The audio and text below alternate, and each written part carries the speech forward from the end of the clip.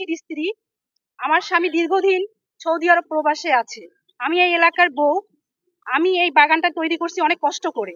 একজন রেমিডেন্স যোদ্ধার স্ত্রী হিসাবে আমার দাবি, আমার এই 54টা গাছ কে ক্ষতি করছে? রাতের আধারে কে বা কারা নৃশংসভাবে গাছগুলোকে কেটে ফেলেছে? জুলাইয়ের সমন্বয় আন্দোলনে রেমিডেন্স যোদ্ধারা সমপরিমাণভাবে ভূমিকা রেখেছিল। দুবাইয়ে তারা আন্দোলন করে জেলে গিয়েছিল। জুলাইয়ের আন্দোলনে রেমিডেন্স যোদ্ধারা রেমিডেন্স বন্ধ করে দিয়েছিল। রেমিডেন্স বন্ধ দেওয়ার কারণে দেশ অচল হয়ে গিয়েছিল। তারাও সমান পরিমাণ জুলাইয়ের যোদ্ধা, 24শে জুলাইয়ের যোদ্ধা। আমি রেমিডেন্স যোদ্ধাদের এই যে আজকে আমার সঙ্গে যে আচরণটা হয়েছে, কালকে অন্য কারোর সঙ্গেও হবে। রেমিডেন্স যোদ্ধার স্ত্রী হিসাবে আমি এটা জোর বিচার দাবি চাই।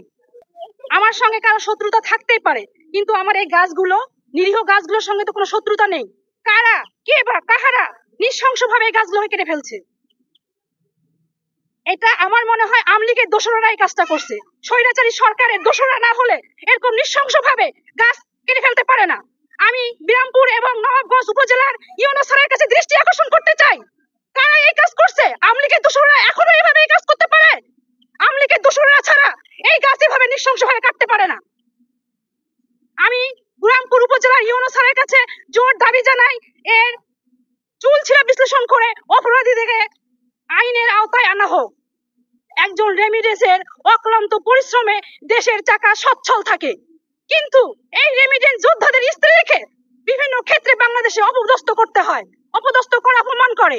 তারা এত দুঃসাহস কিভাবে পায়?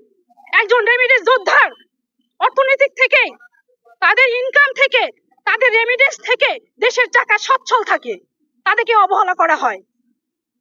আমি আমার সকল প্রবাসী ভাইয়ের স্ত্রীদেরকে নিয়ে একটি সংগঠন গঠন করতে চাই, যার মারফতে আমরা আমাদের দাবি দাওয়াগুলো তুলে ধরতে পারি।